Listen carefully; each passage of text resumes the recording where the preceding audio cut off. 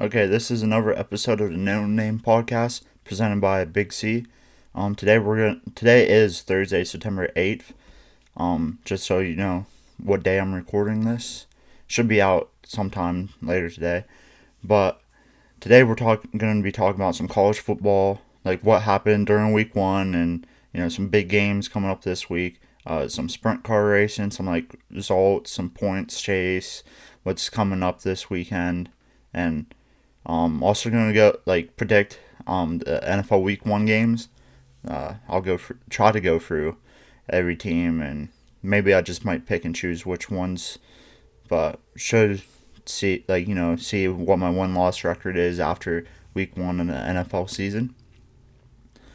So starting off,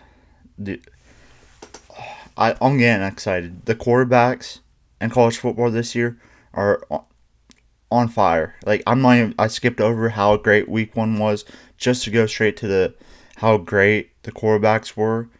I mean, you had Cam Rising at Utah, balling out against Florida. Anthony Richardson coming at him from Florida side, and then in the almost biggest one of the upsets of the week, almost didn't happen, was Devin Leary of NC State versus Holton Ahlers from East Carolina, ECU. ECU was not close to pulling it off. Special teams is you got won at all three phases of the game. They won at ECU won at defense and offense, but couldn't win at special teams. Had a block punt returned for a touchdown. They also had a missed extra point to tie it at the end, and a missed game winner. And their kicker is good. He was all conference last year, but just weren't able to pull it off. But man, that was a great game. Speaking of great games, to kick week 1 off was Wvu Pit. I'm a WVU fan. It was hard to watch them lose, but it was amazing to the game. Oh my God, it was amazing. Like the atmosphere. It's why you love college football. The atmosphere, the passion, the emotion, the big hits, the big plays. It was amazing. You had block punts, great punts down in the one, big time contested catches, big time runs, quarterbacks getting hit. It was amazing. JT Daniels and Caden Slovis of Pitt and West Virginia and Pitt respectively. Oh my gosh, they were both at USC, and they were good at USC, but different things happened why they had to end up transferring and stuff. But man, just looking at the quarterbacks USC had, it's crazy because both of them stood in the pocket, took hits, showed the toughness. They showed their mobility by being able to move outside of the pocket and make things happen with their feet. The deep ball throws were good. They didn't connect on a ton of them, but man, they were beautiful. They were thrown great. They showed immense accuracy. It was if you were a pro scout and you wanted to watch a game where there was two great quarterbacks that could be first round draft picks in the next couple years, or maybe even second or third rounders, now was a game to watch because it was just amazing.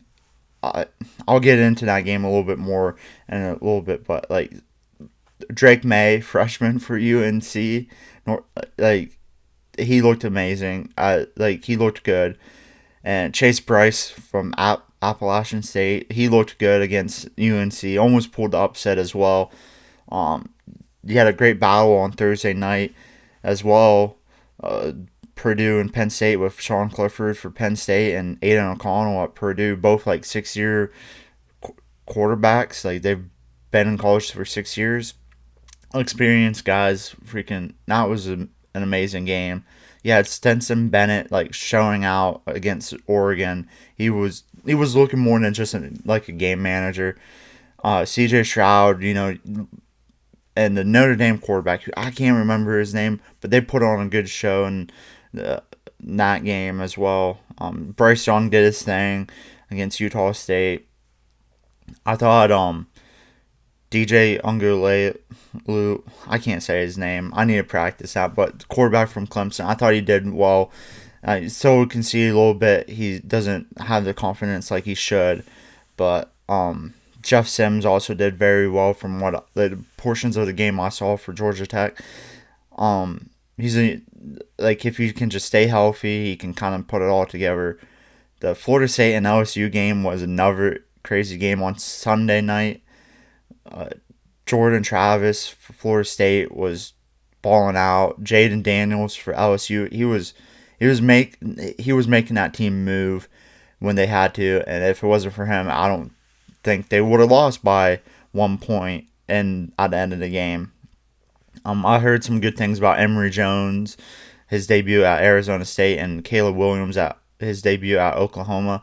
The list goes on and on and on and on this year, which is exciting because last year there was a lot of good quarterbacks still, but like you didn't have like, it didn't seem like you had like that energy of like these quarterbacks are like so great, so like doing so good and stuff, and it's nice to see that like it feels like it's coming back to like the golden age of college football, at least golden age for me. Like 2012, 2014, like Manziel, Mariota, Winston, like all these other great quarterbacks at a bunch of different schools, and it kind of feels like it's coming back to fruition, and like it's great to see that. Some games to go over was the beat down Georgia put on Oregon. I'm sorry, my bro Jared Baker. I'm sorry. That was, he said he knew they were gonna lose, and he was like, the good thing is we're not gonna drop that far in the rankings. We should still be in the top 25. Well, they got beat down and dragged through the mud. It was. I didn't watch that game, and I'm glad I didn't. I had to go do something when they were playing, but I saw like some of the highlights, some of the like stats, like the final score, and oh my goodness, like it was bad. Like I said, there was a couple games that should have been upsets. ECU should have won. I already mentioned that. It was heartbreaking. Like, but Holton Ahlers, I believe he threw three interceptions, and he still almost led his team to beat a top 15 team. That shouldn't be happening. He showed immense poise, and he showed good feet, like good ball placement, making good throws. Yeah, he had like 3 mistakes, but it's like it happens sometimes. It gets the best of us, like, but he did it very good, and I think that should have been a game that should have been upset. It broke my heart to see him lose, as did seeing App State lose. Like, that game was crazy. App State scored like 42 points, 42 points in like the fourth quarter. That's insane. Like, they were winning like 21-0 or 21 something, and then North Carolina came back and was beating them by like 21, and then they came back and it ended up being like, the ending was crazy. Like, App State scored with like 31 seconds left. Had a great 2-point conversion play. Receiver messed up. Instead of going like to catch it like this, he turned around and like fell down and didn't catch it. And then that would have been the game winner. They go for an onside kick. Their whole hands team gets wiped out by North Carolina's, and it gets taken back for a touchdown. Then App State gets a great return, and you know what? They score a touchdown. Great freaking pass by Chase Bryce, and then they go for 2 again. Looked like a very similar play, a little different, and nobody was open, so he tried to take off, and he gained like 1 or 2 yards, but he was like short of the end zone, and North Carolina survives to win. Those 2 games broke my heart. It broke my heart more than watching West Virginia lose, how they lost. And I think it's because I was just more like devastated when West Virginia lost. I wasn't heartbroken because I'm like, they should have won that game. Like, knowing they should have won it. And, nothing super freaky happened like ECU and App State. Like, so it's like, and I felt like Pitt played a very good game as well. So it is what it is there. But moving on to how the game, the Ohio State Notre Dame game. That was Notre Dame looked solid. They lost 21-10. They looked very solid. I think Marcus Freeman, their new coach, is going to do very good things with that program. Ohio State, they took the dub. They looked very good, especially that last drive, their scoring drive. That Mayon Williams, bowling ball type running back, he like grounded and pounded in that last drive, and that was something the broadcast mentioned, was that they're not very Ohio State hasn't very been physical. Like, they're painted as not being a physical team, and I kind of think that with the running game they really have, they haven't been as physical as like a top team should necessarily, but they looked very physical on that drive, and so it's I think that was the emphasis during the off season. Um, dude, the game, moving on to another great game, man. This one, I was rooting for Utah. They took a very tough L against a solid Florida team. Um, they should have won it. They were driving down, got in field goal range to tie it, but then they were moving the ball very well, so they like said, we're going to try to win it, and if we can't win it, we'll kick the field goal. I think there was like 20 seconds left. Cam Rising, who's a stud, threw a pass and got picked off in the end zone. It was a great play by Florida. Not the best decision by Rising, but he led them down the field. He kept them in that game. It was heartbreaking, but it shows that they're a very good team and like one to watch out for. And also showed Florida is going to be solid this year and be a solid team to watch out for as well. West Virginia and Pitt game. Oh my gosh, I think both teams are going to have a good season this year. The quarterbacks looked amazing.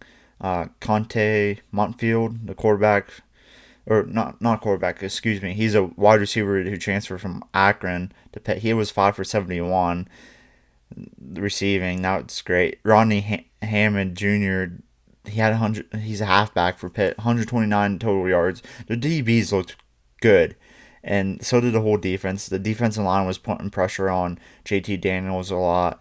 The defensive backs, they were locking down the West Virginia's wide receivers pretty decently. Well, they had to pick MJ Devonshire had a pick six, which kind of was a game-winning touchdown.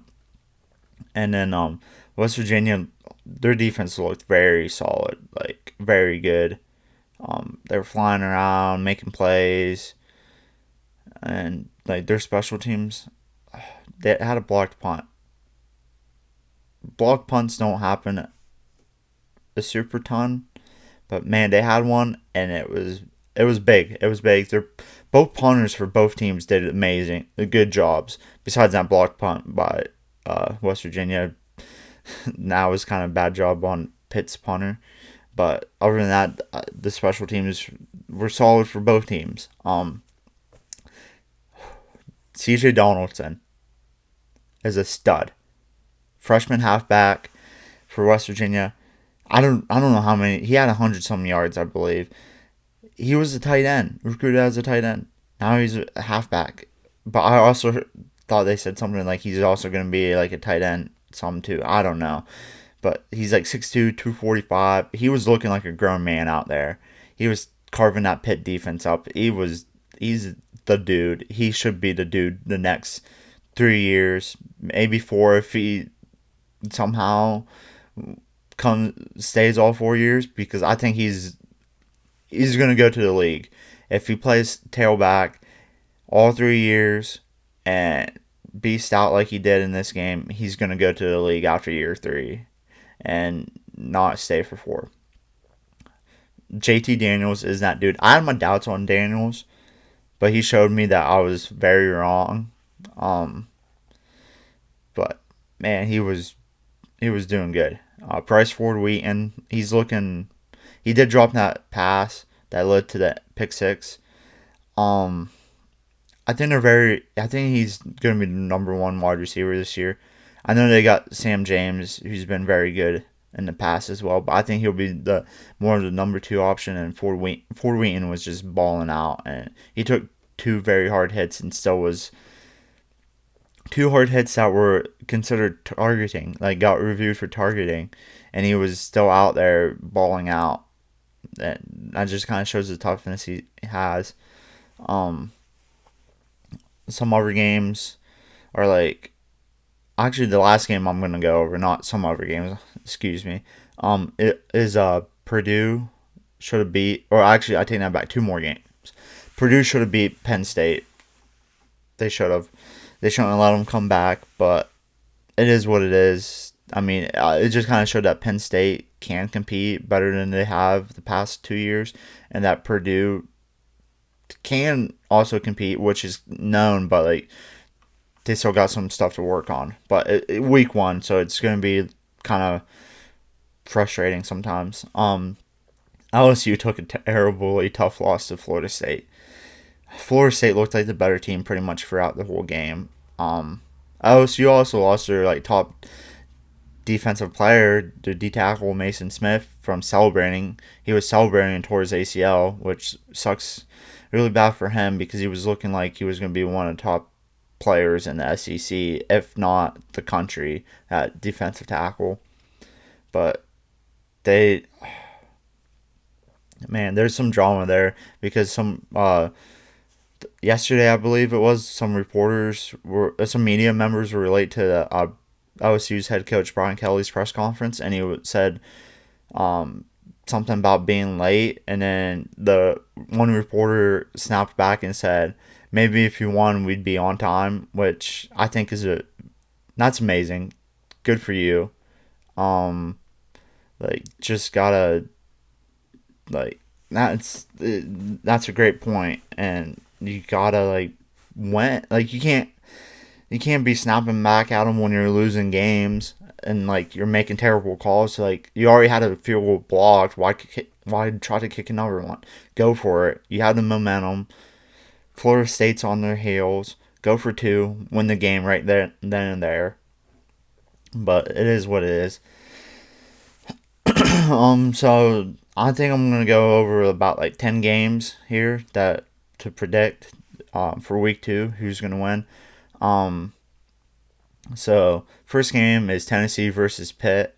You got Hendon Hooker and Caden Slovis going against each other. Hooker is a quarterback for Tennessee, another stud quarterback that I did not mention earlier, but I'm going with Pitt. I was gonna say Tennessee, but I'm going with Pitt. I'm going to be biased here. They're one of my favorite teams, which is ironic because my number 1 team is West Virginia. But, Pitt is a local team for me. So, they're top 5, 10 favorite team. And that. So, I think they also looked very good. They're coming off a big rivalry win that they haven't played that rivalry in 11 years. So, they got the momentum. Tennessee just beat Ball State pretty badly, so it's a little different. And Pitt's had it since last Thursday off, and I think they play this Saturday, so they've had more time off into game plan for Tennessee. So I'm going with Pitt. Next game is Baylor at BYU. Teron Hall, quarterback for BYU, and Christopher Brooks is a tailback for him. Those are some guys to watch out for. And Blake Shapen is a quarterback for Baylor that you got to watch out for. He was 17 for 20, 214 in the blowout win they had in week one. So two other good quarterbacks that I didn't mention. I don't know. It's at BYU, so I'm going with Baylor on this one. I just feel like Dave Aranda is just gonna have that team dialed up on defense and like ready to roll on all like their offense. I feel like they're gonna do pretty good. They haven't had a consistent quarterback the past couple of years, so um like they've had good quarterbacks, but not just one. They haven't stuck with one, so I think I'm gonna roll with them because they've been able to be good the past few years. Um, It'll be a close game though, because BYU is always pretty solid and it's at BYU. So, and then now to an SEC game, Kentucky at Florida. I'm going with Florida. Yeah, Kentucky's a very solid program, and they have Will Levis at quarterback, but like Anthony Richardson's going off. He's a freakazoid, as Dan Orlovsky said. He's like, and Montreal Johnson, one of their tailbacks, had a good game against Utah. That place should be amped up after getting the upset one against number 7 Utah, and like it should be amped up. The players should be amped up, and they should be able to handle Kentucky. Now to Lincoln Riley's team playing their first Pac-12 game under him at USC versus Stanford. Caleb Williams, of course, you gotta watch out for him. Jordan Addison, like they got a lot of transfers, so watch out for. And then Emmitt Smith's son, EJ Smith, is a tailback for Stanford. This game, I believe it is at Stanford. I'm going with the upset Stanford. I just feel like David Shaw will have this team ready to go, and I just feel it. Like I just got a feeling that Stanford's gonna pull the upset and beat USC, just hands down. Another game, a big game to watch out for this week is Bama at Texas. I think Bama's gonna roll. They got Bryce Young, Will Anderson, studs all over the place, and it's just Bama.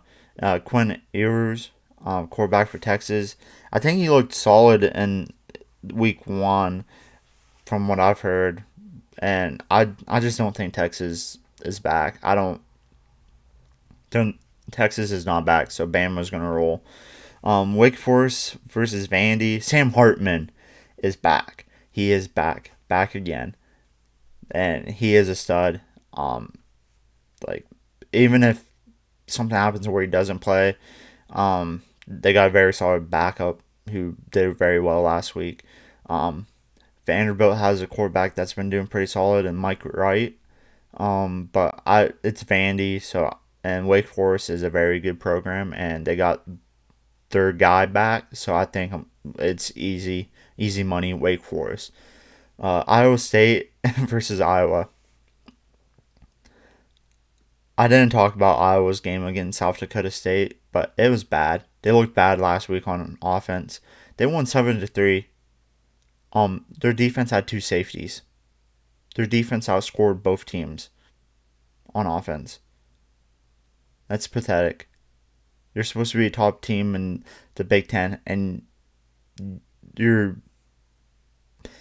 defense is winning the game against an FCS team. A very good FCS team, very good quarterback, very good offense, but still, you should be beating that team by at least 14.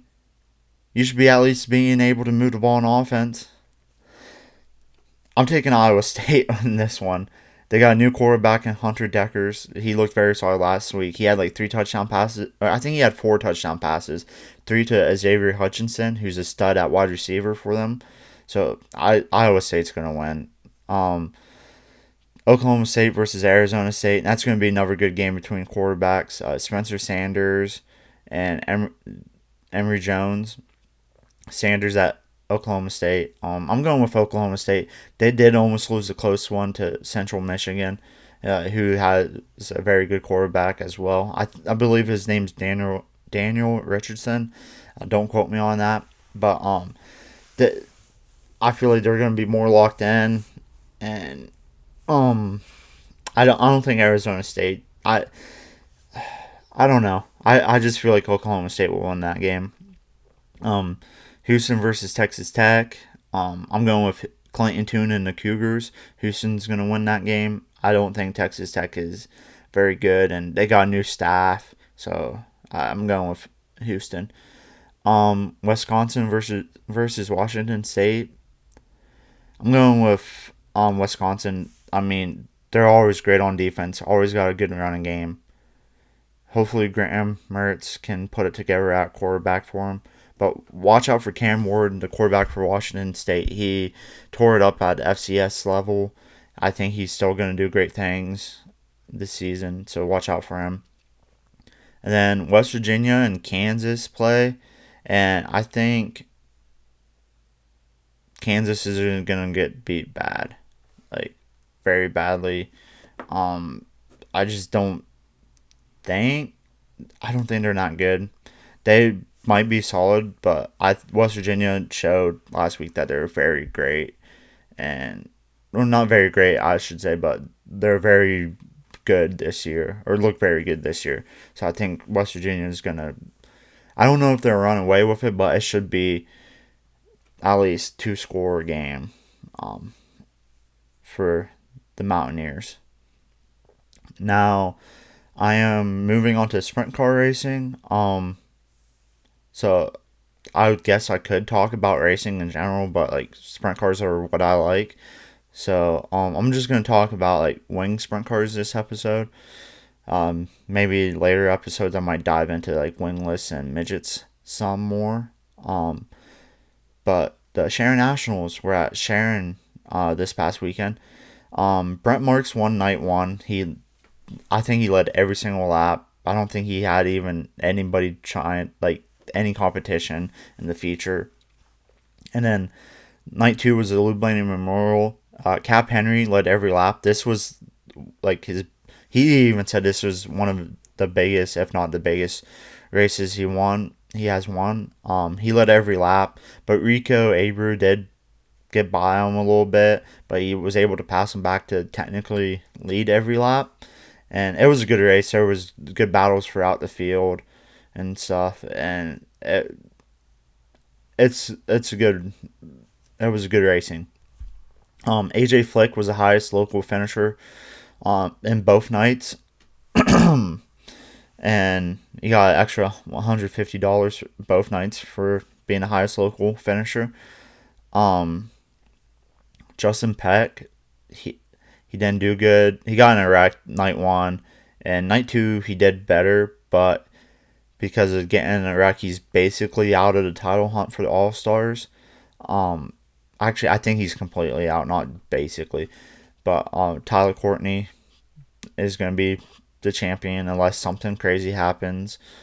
But now this week, the All-Stars are moving on to Port Royal tonight, actually Thursday through Saturday. Tonight's just a regular All-Star show. Friday night's the night before the 50, and then Saturday night is the Tuscarora 50. It's gonna be Posse versus All-Stars. The Posse is gonna be led by Brent Marks, Danny Dietrich, Logan Wagner, Mike Wagner, Lance DeWeese.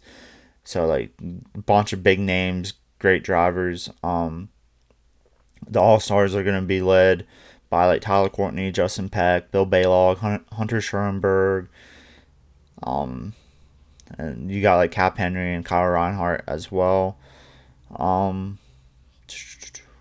Now, I didn't mention Anthony Macri and the Posse because I believe he's still filling in for Parker Price Miller in the Sam McGee Motorsports number 11 car, which was an all-star ride, but he's still Posse.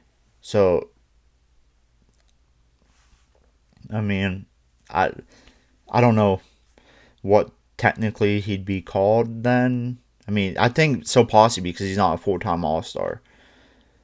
But I don't know.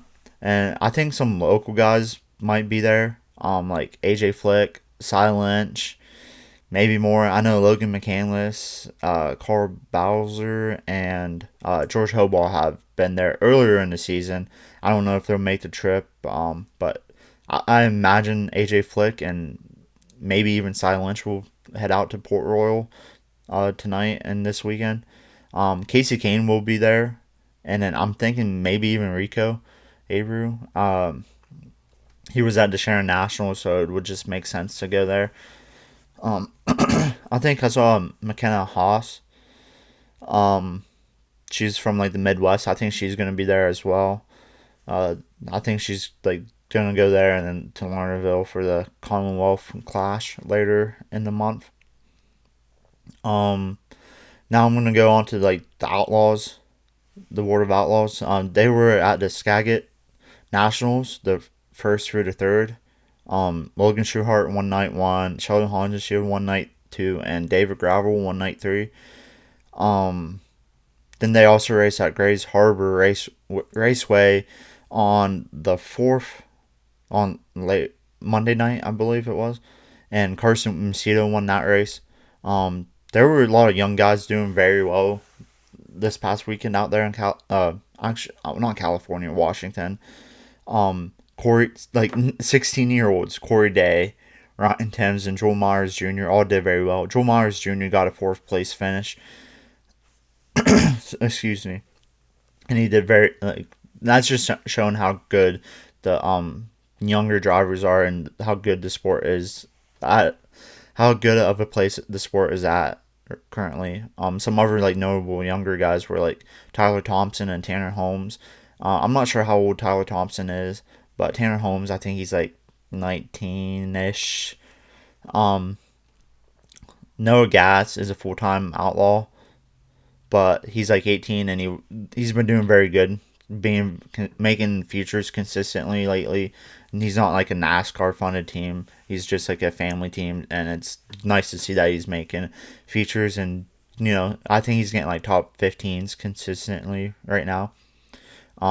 Robbie Price in the Jason Sides car is looking very solid. I'm not sure how old he is, but I've heard he's pretty young, like decently young. I'm not sure exactly. He might be in his like early 20s for all I know, but he's been doing very good, getting up there in the top 10 and top 5 a lot.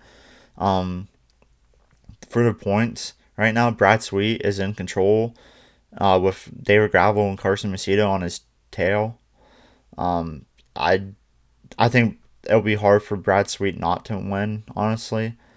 Um, they're gonna go this weekend, September 8th through 10th. So actually tonight, is the Gold Cup at Silver Dollar Speedway in California. The California Posse, I guess you can call it, because there's a lot of good drivers out there. Um, they're gonna like be there. Like, are they gonna contend for it? Can they win it? I don't know. Um, you got Dominic Salzi, the Kading brothers maybe gonna be there. Justin Sanders, Corey Day, Joel Myers Jr., Willie Croft, among others, are gonna be there. Tanner Holmes, I don't know. I didn't see anything if he was gonna make the trip down or not, but that'd be pretty interesting if he did. Some local racing action that is happening this week. For sprint cars is at Knox Raceway. It's over towards Knox. It used to be called if it's formerly Sportsman Speedway. Um, some guys that I think should be there are like AJ Flick, Cy Lynch, Bob Felmy, Jeremy Weaver, Leighton Wagner, Logan McCandless, George Hoball, Carl Bowser, Dan Kerger, Adam Kekich, Cody Bova, Brandon Spithaller, uh, Brandon and Brent Mattis. They all should be there. I mean, I could always be wrong. I mean, it depends on like how far the drive is and if it's worth the money for them. Um, but I imagine there should be a decent field. There's no other racing locally on Sunday, and especially for sprint cars, there really isn't besides Tri City, and they're done for the year. They had their last race last weekend, even though it rained out. But that should be some good racing there, I imagine. I plan on probably maybe going. So there'd be I've never seen a sprint car race there, like 410 wing sprint car race there, so it'd be nice to see one there. Um Now I am gonna go make my predictions for the NFL Week 1 games. So first game is Bills at Rams Thursday night. I think so tonight. The Bills are gonna win. Bills Mafia is gonna win. Josh Allen is that dude. He's gonna kick off his MVP season and gonna beat the Super Bowl champs from last season. Hopefully Matthew Stafford does good. He's my starting quarterback for my fantasy team, so hopefully he does well. Um, Next game is the Saints at the Falcons. I got the Saints. Falcons, new coach, like they got a lot of new pieces. I think they can be solid this year, but I think the Saints are they have more continuity. So I'm going with them. The Browns at Panthers. I'm going with the Panthers. Baker Mayfield said he was gonna f the Browns up. I believe he will. And if you're not rooting for the Panthers and you're not a Browns fan, even if you are a Browns fan, there's something wrong with you. And just because of what they did, they're signing in the offseason, they're trading in the offseason. I'll leave it at that. 49ers are at the Bears. I'm going with the Niners. Sorry, Jared. The Bears are just not very good. The Niners are good. Trey Lance is going to break out and have her be a top 10, top 15 quarterback by the season end. He's going to do great things in the future. The Steelers are at the Bengals. It breaks my heart to admit, but the Bengals are probably going to win. They demolished the Steelers last year, both games. The Steelers might do pretty solid. If we can just protect Mitch, I think we can contend. But I don't think we're going to end up winning. It's Joe Burrow. Enough said. The Eagles are at the Lions. Lions HBO, Hard Knocks. Amazing. I think they're going to do good things under Dan Campbell, but not in week 1 against the Eagles. The Eagles are going to be led by Jalen Hurts, and they're going to win. Strong running game. They got some good wide receivers now. Jalen Hurts is that dude, so they're going to win. Colts are at the Texans. The Colts are going to win. They got a new quarterback in Matt Ryan, but Matt Ryan is a future Hall of Famer. They got a good defense still. Good running game with Jonathan Taylor. They got pieces on offense. The Colts are going to win. The Patriots are at the Dolphins. I'm going with the Patriots. It's Bill Belichick against a rookie head coach. Patriots got a good running game, good quarterback, good defense. Patriots. Ravens are at the Jets. I'm going with the Jets. I just feel if Zach Wilson starts, he's going to lead the upset against the Ravens. I just feel like they got like that. They got some swagger this year. They got good wide receivers. They got a good tight end, CJ Uzomah. Good defense, solid defense. I think they're going to pull the upset. The Jaguars are at the Washington Commanders. I'm going with the Jaguars. I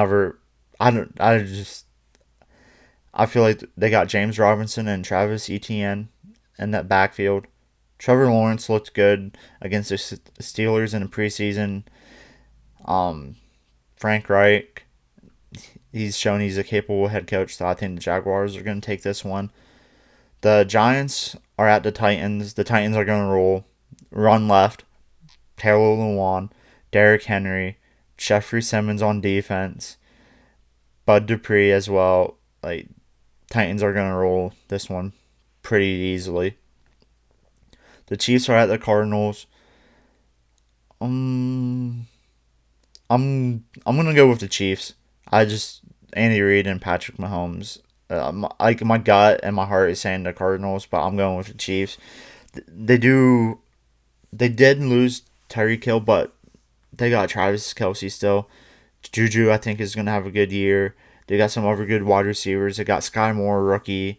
Like, their defense is solid. I think the Chiefs are gonna win. The Raiders are at the Chargers.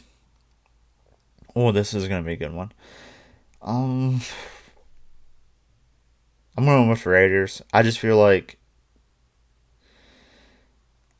they're. I don't know. They got like Devontae Adams, Hunter Renfro, Darren Waller, Foster Moreau, Derek Carr. Like offensively, I feel like they're just. Well, the Chargers do have Justin Herbert, Keenan Allen, Mike Williams, and Austin Eckler and stuff. But I just feel like the Raiders. I I'm going with the Raiders. I gotta make a pick, and it's a tough pick, but I'm going with the Raiders to win against the Chargers. The Packers are at the Vikings. Going with the Packers. I know the wide receivers are young, and Aaron Rodgers has made comments about him, but so has a good option. Rob Tunyon at tight end. I think Mercedes Lewis is still there as well at tight end. I'm not sure. Don't quote me on that. Their defense is solid. Matt LaFleur is a good head coach. They got Rich Bisaccia at. I'm sorry if I said that wrong name wrong, but he's a good special teams coach, a good man, good leader. I feel like some wide receivers are going to step up. They also got a good running game in Aaron Jones and AJ Dillon, so Packers are going to win. The Buccaneers are at the Cowboys. The Buccaneers are going to win. They're good. They got Brady. You hardly ever pick against Brady. Yeah, I know the Cowboys got Dak and that explosive offense, but Buccaneers got explosive offense. They got Mike Evans, Christian Godwin, uh, Julio Jones. Almost forgot. They got like Leonard Fournette. I feel like they're just gonna win. Um, Broncos at Seahawks. This is going to be a good game with the emotions of Russell Wilson leaving the Seahawks this offseason. So I'm going with the Broncos. I feel like they got Russ, and they got all those good wide receivers, and they got a very solid defense and good backs. And I feel like they're going to win against the Seahawks. Seahawks are starting Geno Smith, who is my dude, went to West Virginia. I think they're going to. I feel like they're making more competitive than what people think it will be, but I think the Seahawks will lose this one to the Broncos. That's it for this episode. Like, comment, subscribe on YouTube, on Spotify, follow, and rate 5 stars if you like it. If you don't, rate 3, just because why not? But yeah, this is it. Hopefully I get back into a more consistent schedule here soon. But just like, comment, share, subscribe, follow, rate 5 stars. Whatever you're listening to, do all that stuff. So, but everybody have a nice weekend and stay safe out there, and go enjoy some football and some other sports, and just enjoy the outside before it gets winter time. That's all. Have a nice day.